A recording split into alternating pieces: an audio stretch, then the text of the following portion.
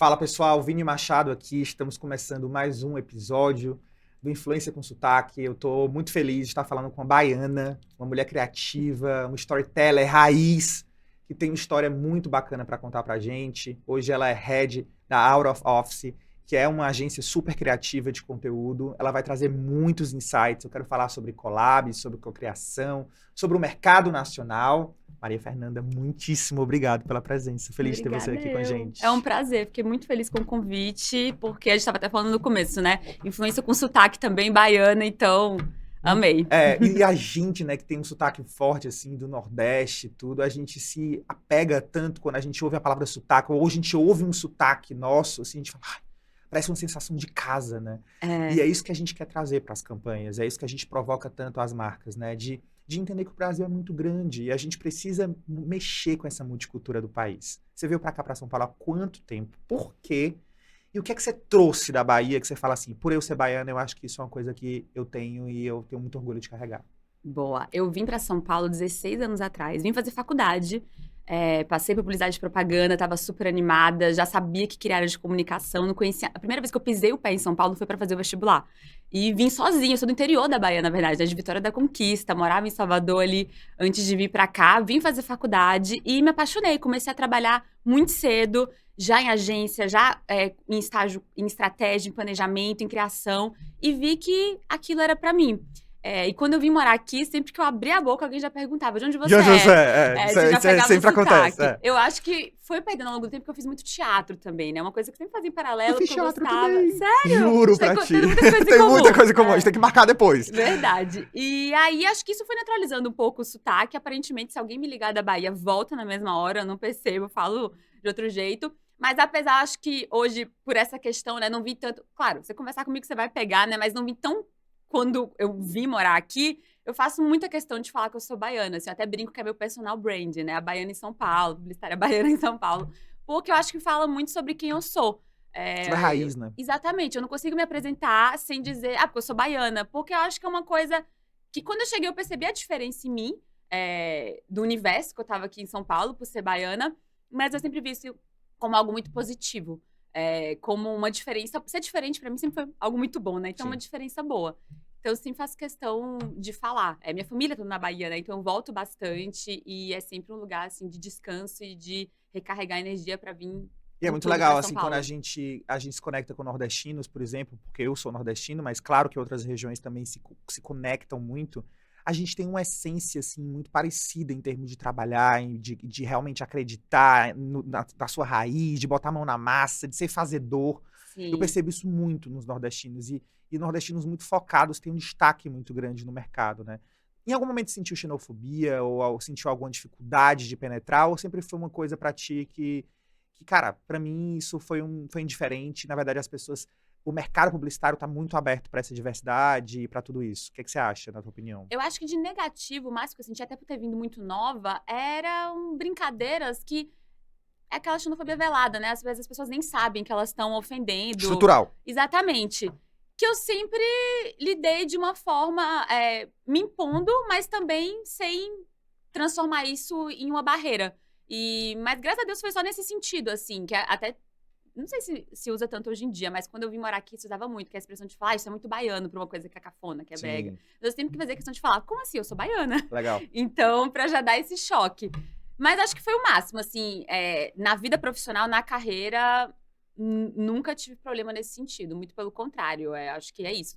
Traz uma bagagem diferente pra mesa, né? Queria falar de conteúdo. São 14 anos já trabalhando com isso. 14 anos. Como é que tu avalia o momento atual, assim, do conteúdo? Assim, eu acho que 14 anos tem muita mudança e muita história que já aconteceu ao longo desses anos. Mas agora, como é que você avalia o momento do conteúdo? O conteúdo, ele tá muito protagonista. Chegou a vez do conteúdo ser realmente o foco maior dentro das redes sociais, do digital, porque antes ele era muito tradicional. Sim. Nesses anos todos, como é que tu consegue fazer essa análise?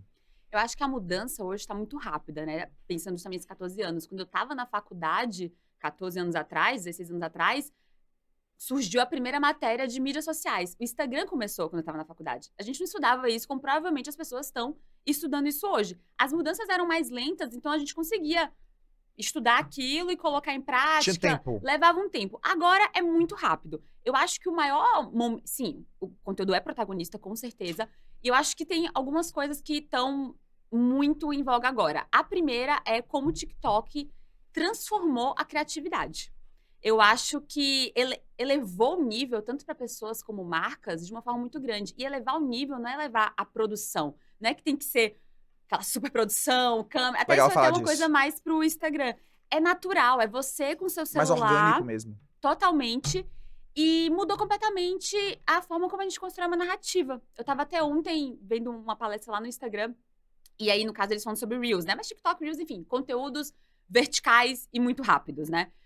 E falava sobre aquela construção narrativa publicitária que era muito... Temos um problema. E aí você ouve e se identifica com esse problema. Imagina se tivesse essa solução. Ah, tem aqui essa solução. Essa marca tivesse solução. E aí vem o call to action. Compre essa marca. Isso. Agora, não tem tempo pra isso. Se você não pega o público nos primeiros 2 segundos daquele conteúdo, Antes eram acabou. 5, agora são 2.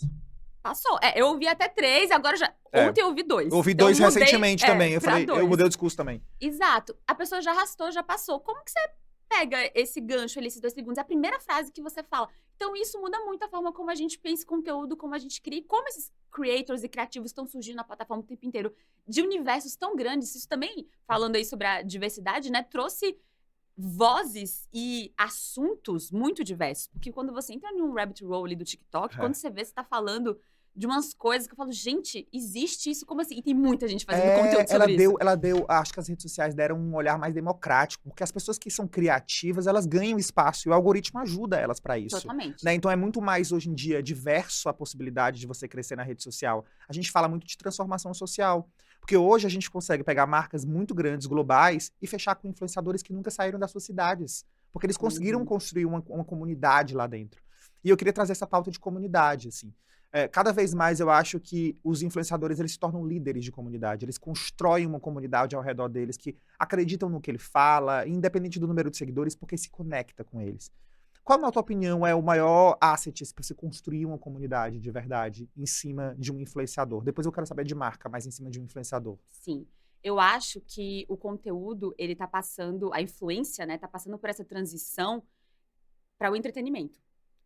E por isso, a criação da comunidade, né? Porque você quer consumir entretenimento de pessoas que estão falando sobre a mesma coisa que você. Eu acho que comunidade é a palavra da vez, assim, para produção de conteúdo. Não é à toa que a gente fala das estéticas, dos cores, porque são pessoas buscando outras pessoas que se identificam com, seja uma estética ou, enfim, um gosto pessoal em comum. Um assunto, né? Um assunto, exato. Então, é muito sobre a história da comunidade. E para o influenciador, eu acho que isso traz muito a questão da autenticidade do seu nicho. Por exemplo, um conteúdo tradicional aí de moda, Get Ready With Me, né? Se arrume comigo. Já virou um formato, né? Já não é nem mais uma tendência, é um formato que as pessoas fazem.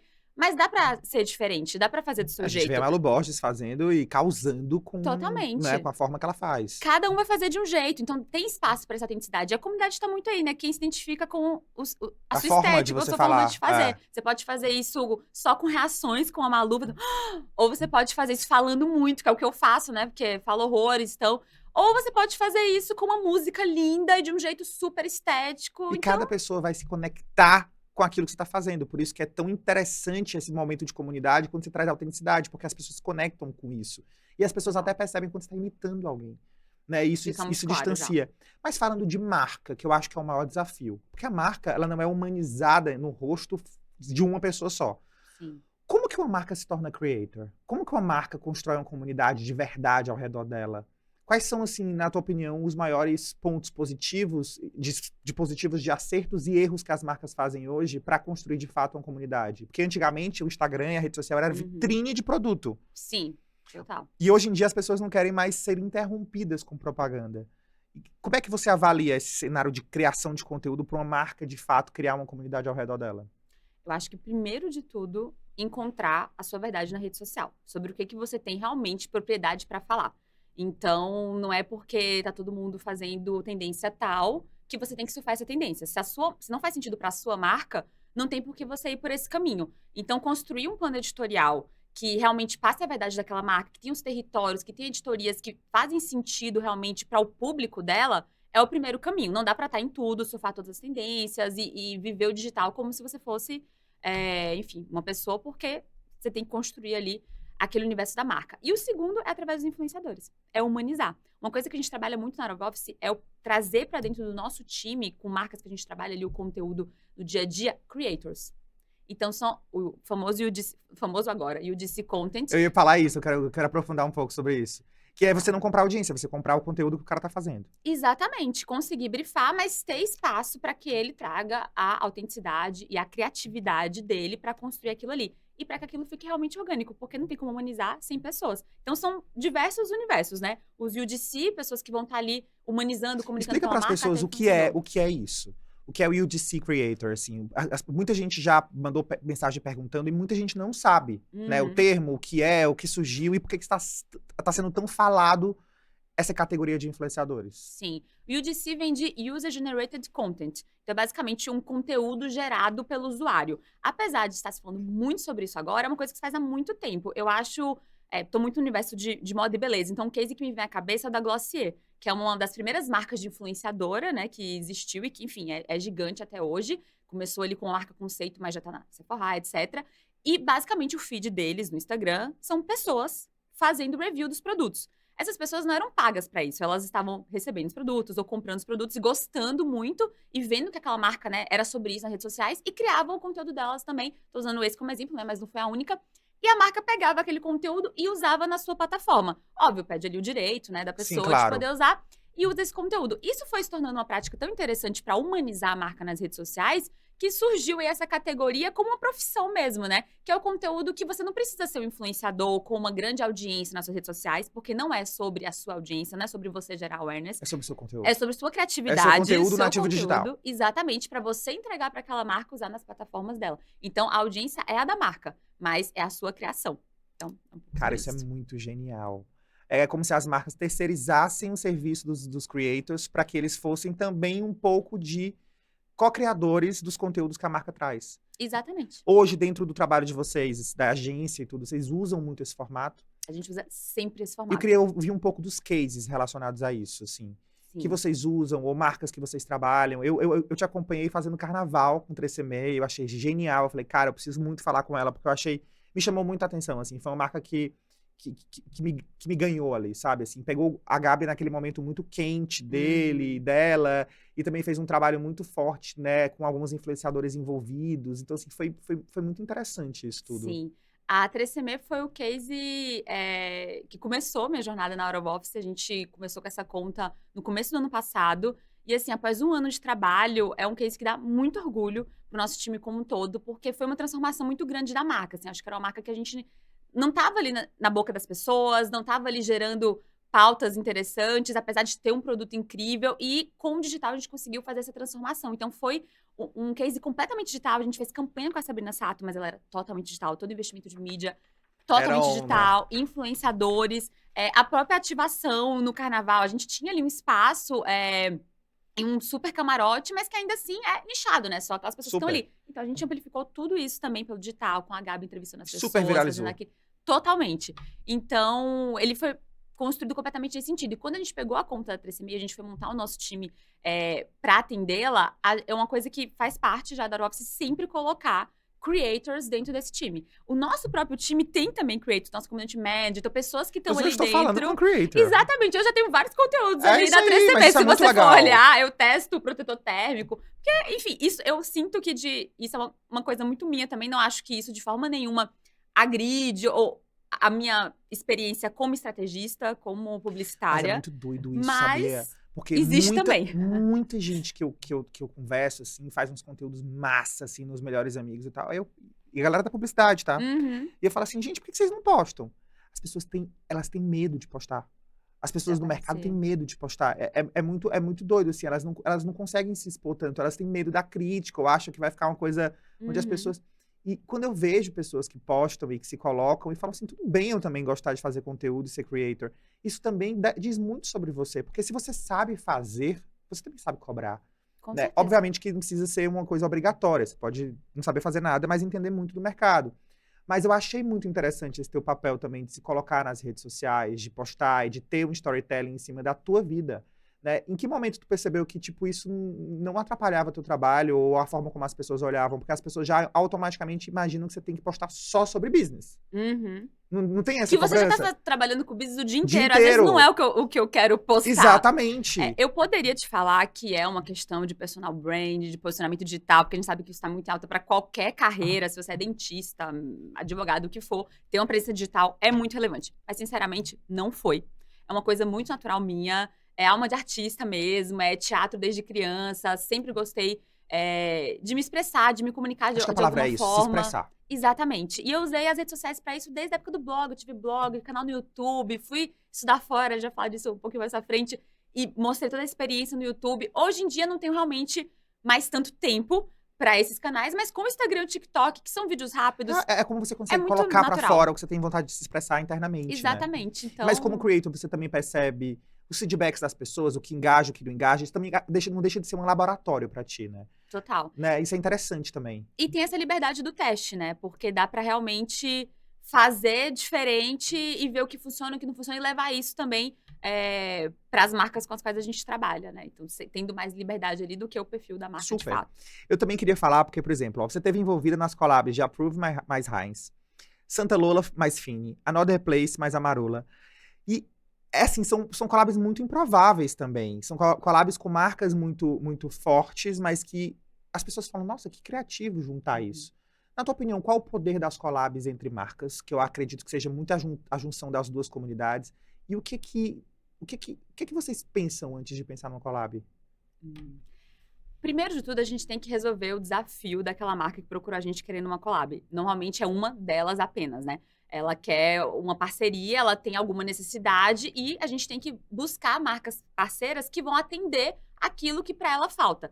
A maioria dos cases que você trouxe aqui, eles são entre marcas de moda e marcas do setor alimentício. Alimentício. E isso é muito interessante porque o setor alimentício ele é muito bens de consumo, né? É sobre você se nutrir, se alimentar, muito prático. E marca é extremamente lúdico, né? Encantador, é o segmento que mais influencia a orientação comportamental das pessoas. Então, ele tem esse espaço que essas outras marcas de bens de consumo não têm. Então, quando a gente une as duas, a gente dá oportunidade para essa outra marca sair ali só do produto dela, que é ali um alimento, e ir para um universo mais mágico, trabalhar aquela marca de um jeito um pouco mais lúdico. Por exemplo, Heinz e Approve, o desafio da Heinz, que foi a marca de fato que procurou a gente, era falar sobre a supremacia do ketchup Heinz. Então, quando a gente trouxe a proposta junto com a Approve, que é uma marca de streetwear, a ideia foi fazer uma coleção toda no Pantone do ketchup. Porque é o ketchup número 1 do mundo, não é à toa que tem essa supremacia. Então, toda a coleção, óbvio, na época era muita moda do monocromático, tinha um pouco isso também. Toda a coleção é vermelho ketchup Heinz.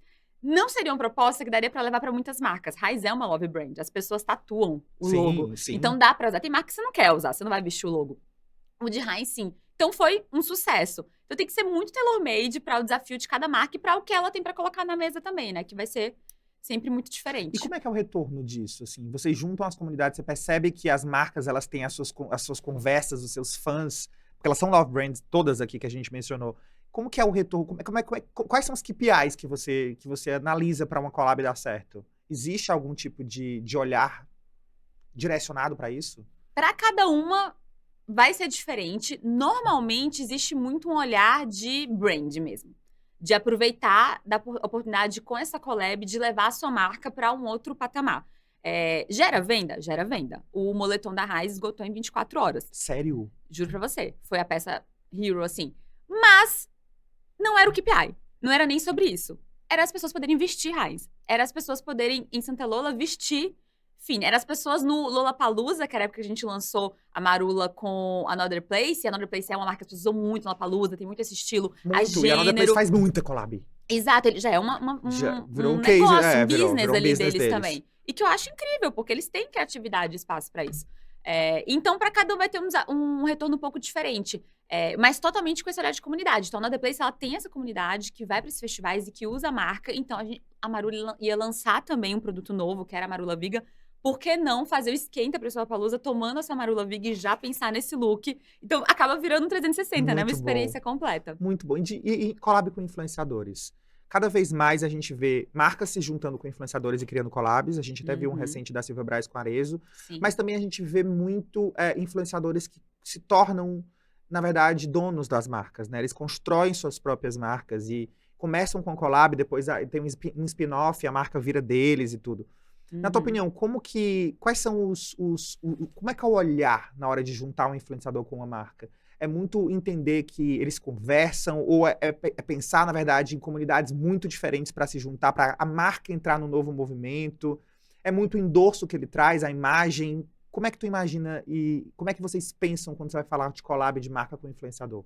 Eu acho que o influenciador é muito sobre o endosso, exatamente esse ponto que você trouxe, por ele ter propriedade para falar ali de um assunto ou por ele se comunicar com uma geração específica. Por exemplo, quando a gente juntou o Helmas com o Pedro Sampaio, era muito sobre essa geração Z que estava ali em shows, que consome lanche e para falar especificamente da maionese de Helmas. Então, é sobre o endosso, mas eu acho que aí, hoje em dia, né, a gente tem espaço para tanta coisa, e você trouxe exemplos ótimos, desde criar produto de fato, como o caso da Silvia Braz com a Arezzo, mas muitas vezes nem criar produto.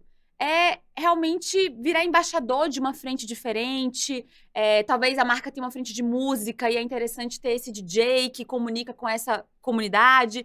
Então, acho que é um mercado muito diversificado hoje, É porque né? não tem regra, Não né? tem regra, É muito exatamente. o objetivo que você vai buscar naquilo. E aí você vai ver que pessoa quer conversar com aquilo, de que forma, que tipo de conversa, que tipo de diálogo. Às vezes é entrar numa nova comunidade, às vezes é sustentar a marca de alguma forma, né? É muito importante, eu acho, que quando a gente fala de collab, é só que os valores sejam parecidos. Exato. Da pessoa com a marca. Eu acho que tem algumas coisas que eu acho que são inegociáveis, assim. Acho que pode ser super usado na criatividade, mas os valores são muito parecidos, assim, que eu acho que isso deve ser um indicador padrão, assim, muito rico e muito forte, porque também tem muita collab que dá errado, né? Exato. E se os valores não forem parecidos, não vai ter verdade, né? E hoje em dia, o que não tem verdade não passa pelo Não público, passa. né? As pessoas percebem rapidamente. Então, acho que vão para dois caminhos. Ou você tá fazendo uma parceria ali com um embaixador, com um influenciador a longo prazo, e essa pessoa tem um propósito muito parecido com o da sua marca, e aí eu acho que um exemplo muito legal é Sabrina e 3CM, que a gente tá trabalhando aí há mais de um ano. Então, se a Sabrina vai para a escola de samba, ela leva a 3CM para distribuir para a comunidade. Se ela vai para o camarote, a gente assina o look dela. Se a gente vai fazer uma campanha de uma linha nova, a gente traz ela para ser ali essa porta-voz. Se a gente vai fazer, às vezes, até um evento que é super comercial ali de beauty, que é a Beauty Fair, que é Sim. bem voltado para esse business, ela vai lá para fazer um talk, conversar com as pessoas. Então, os calendários da marca Sabrina, da marca conectado. estão conectados. E isso tem muita verdade. Então, ela já pede ajuda aqui, a gente pede ajuda ali, todo mundo se junta e faz uma coisa só. Eu acho que esse é um caminho. Mas existe um outro também, muito quando a gente olha para Muito micro-influenciadores, pontual, né? mais pontual, que eu acho que a gente também assumir que ninguém usa uma marca só, né? Você não usa só uma marca de roupa. Todo Não. mundo usa várias. E o influenciador é uma pessoa normal também. Ele também vai usar. Então, acho que tendo profissionalismo de entender como não trabalhar concorrentes de uma forma que não vai ficar interessante, mas saber que são pessoas que usam mais marcas e que não tem problema nenhum com esse profissionalismo, ela também criar conteúdo para diferentes marcas. Falando agora falou de micro-influenciador e tudo mais, eu queria puxar muito esse olhar do Brasil continental, né? Esse país muito grande, multicultural. Quais são as maiores dificuldades para conseguir falar para todo o Brasil? Quando a gente fala de digital, quando a gente fala de influenciadores, existe um olhar mais difícil para chegar lá?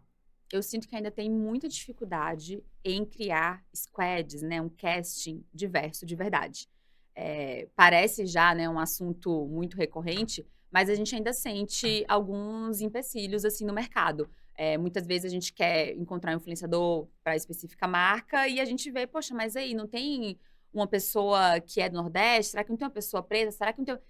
Tem, com certeza tem, tenho certeza que tem. Mas a gente vai sentindo essa limitação, muitas O vezes. timing. Você tem Exato, que, da putz, eu não vou marca, conseguir chegar, não achei, né? A gente recebe isso todos os dias, assim. As marcas falando Uhum. justamente isso. Cara, a gente quer, mas a gente não consegue chegar, né? Porque é difícil, porque a gente não conhece, enfim. E muitas vezes tem que dar oportunidade também para essas pessoas, porque elas não vão conseguir chegar naquele público ou etc.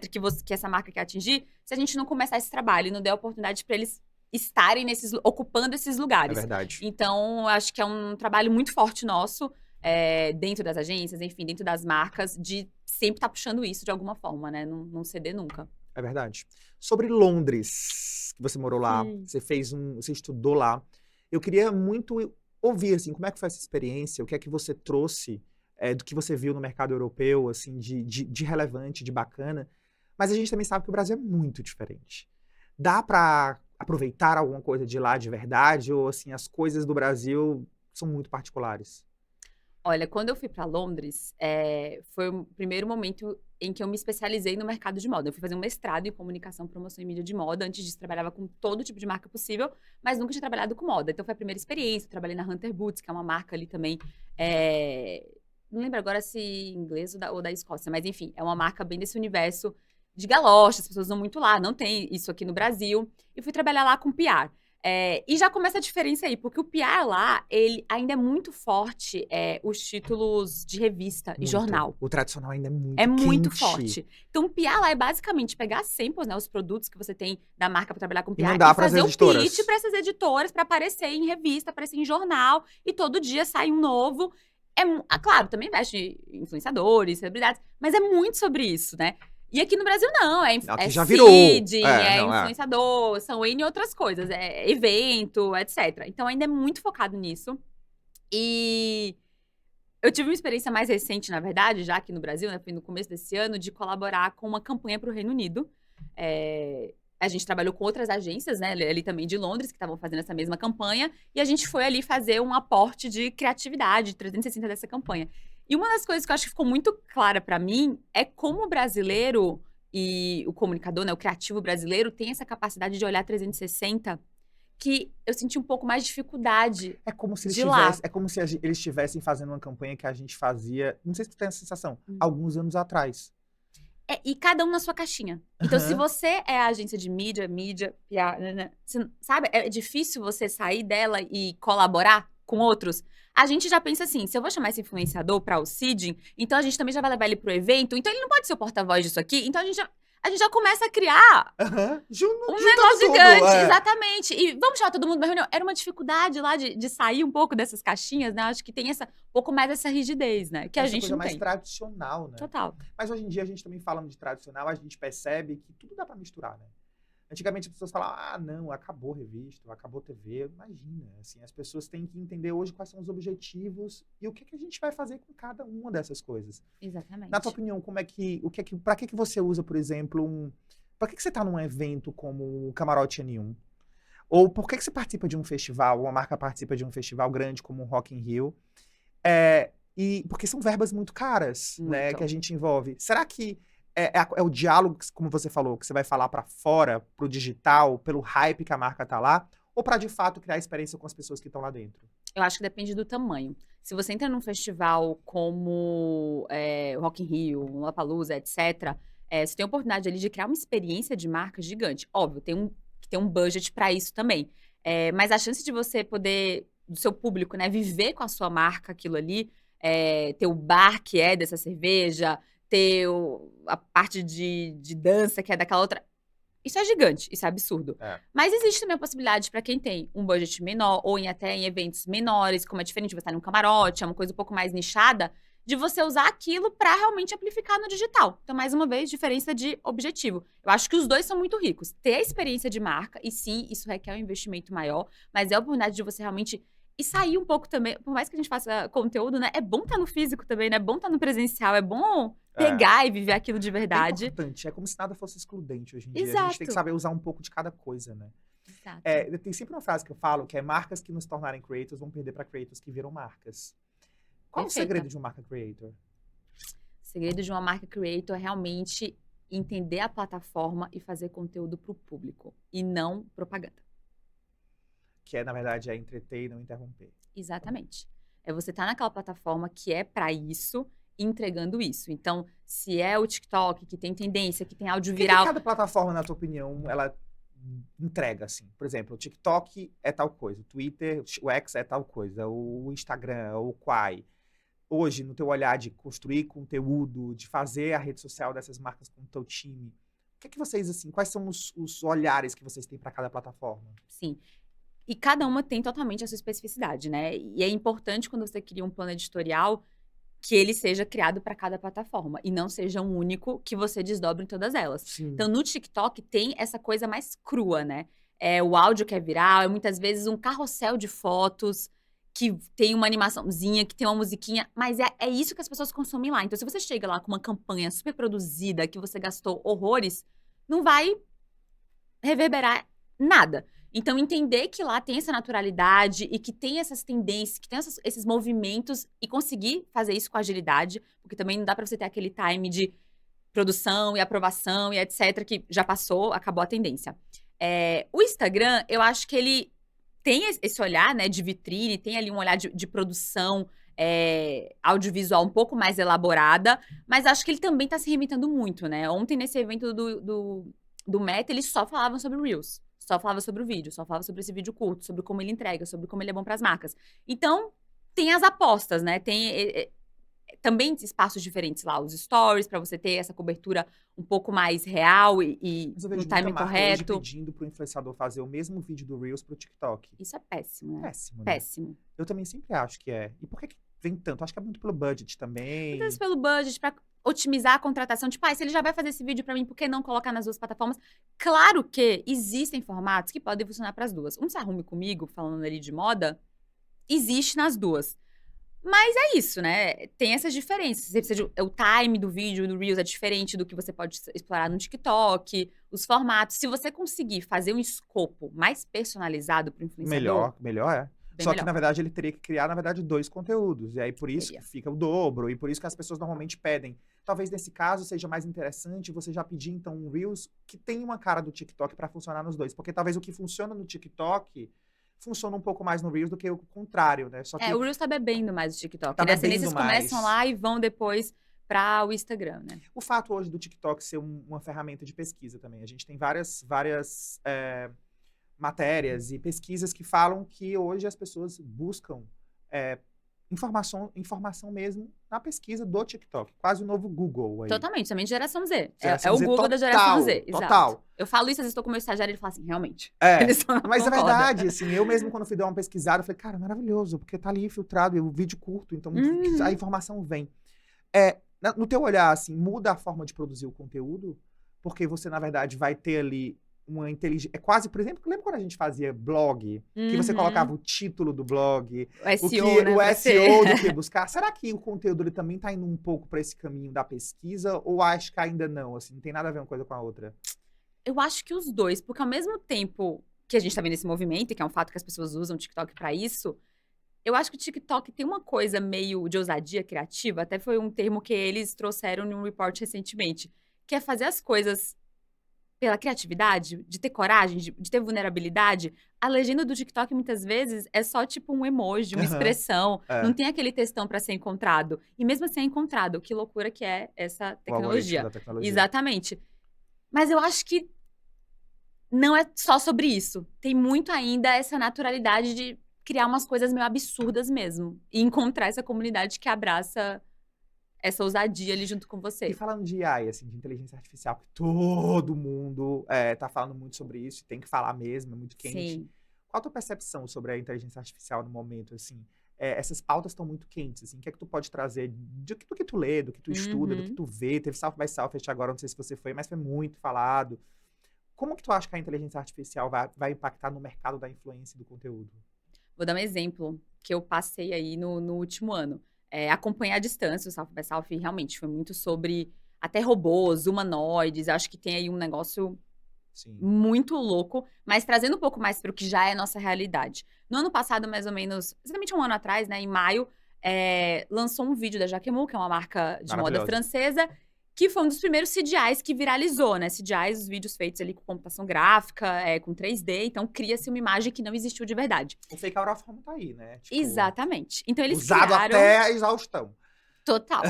Então eles criaram um ônibus que era no formato de uma bolsa da marca, e esse ônibus andava pelas ruas de Paris. E na época, por ser um dos primeiros que viralizou, todo mundo ficou confuso. Que era real, As pessoas achavam que era real, e foi assim, um case absurdo. E na hora que ele lançou, a gente estava produzindo uma campanha, faltavam ainda 4 meses, a gente falou, vamos fazer um CGI. A gente tem que fazer, que vai ser incrível, né? E começamos a criar em torno disso. De lá pra cá, em 4 meses, até lançar, que já lançou a campanha, surgiu tanto CGI, Muito! e a gente achando que ia ser assim, os percussores, todo dia. Ou seja, isso pra dizer que é muito rápido. Mas a gente também mudou o mindset bem rápido. Em vez de ficar correndo atrás do rabo, a gente pensou, tá, então a gente não é sobre ser o primeiro aqui no Brasil, nesse segmento, apesar que no segmento meio que foi. É Foi sobre mesmo. como a gente vai usar. Então é muito mais sobre a criatividade, mais uma vez, né? Como que a gente vai, de fato, Bom, muito fazer, legal bolar isso do que sobre ser o primeiro. Porque é muito rápido, você não consegue mais acompanhar. Que é Tipo, amanhã justamente vai aquela sair. história de que a inteligência artificial não vai substituir o homem, porque, na verdade, como você usar ela é algo que Como usar a ferramenta a seu favor. é criatividade, Como né? você guia esse chat GPT pra poder sair exatamente o que você quer? Você tem que guiar, né? Você tem que imputar informação, você tem que trazer ali a tua leitura, o teu insight sobre o teu cliente, sobre a marca que você trabalha. Então, isso é imprescindível. Pra finalizar, eu quero te fazer uma pergunta sobre o que tu acha que as marcas, se pudesse dar uma dica para as marcas e falar assim, cara, aposta nisso, olha pra isso, pensa assim, quando a gente fala de conteúdo, que eu acredito que isso seja o que tá quente ou que vai vir lá na frente. O que você podia deixar de dica? Eu falaria muito para incluir na sua estratégia de conteúdo e de influenciadores, que não é uma novidade, mas acho que cada vez mais é uma crescente, os micro-influenciadores, os nichos, essa oportunidade de humanizar a sua marca através de pessoas que falam ali pelas comunidades que você precisa acessar. E não ter medo de agir nas redes sociais, de agir no seu conteúdo, como as pessoas agem nas redes sociais e no conteúdo. Ser autêntico. Ser autêntico, exatamente, mas realmente, como a gente falou, usar a plataforma como ela foi criada para ser usada. E não como se fosse o seu comercial de TV, que é uma outra plataforma que foi criada de uma outra forma também. Então, apostar de verdade nisso, né? Levar essas pessoas e deixar elas também usarem a criatividade delas. Não é aquele, sabe, co-criar com essas pessoas. Não é aquele briefing Não é brifar. engessado. É poder co-criar e usar o melhor que isso tem para o teu conteúdo. Foi maravilhoso. Ah, Você deu uma aula aqui, foi obrigada! muito Imagina, bom eu mesmo. amei. Obrigado, obrigado pelo espaço, pelo conteúdo, por compartilhar tanta coisa bacana. Eu acho que vocês também amaram, como eu amei. Que bom. Muitíssimo obrigado. Acompanhe Influência com Sotaque. E toda semana, quarta-feira, a gente tem episódio novo por aqui. Obrigado, obrigado, obrigado. Até a próxima.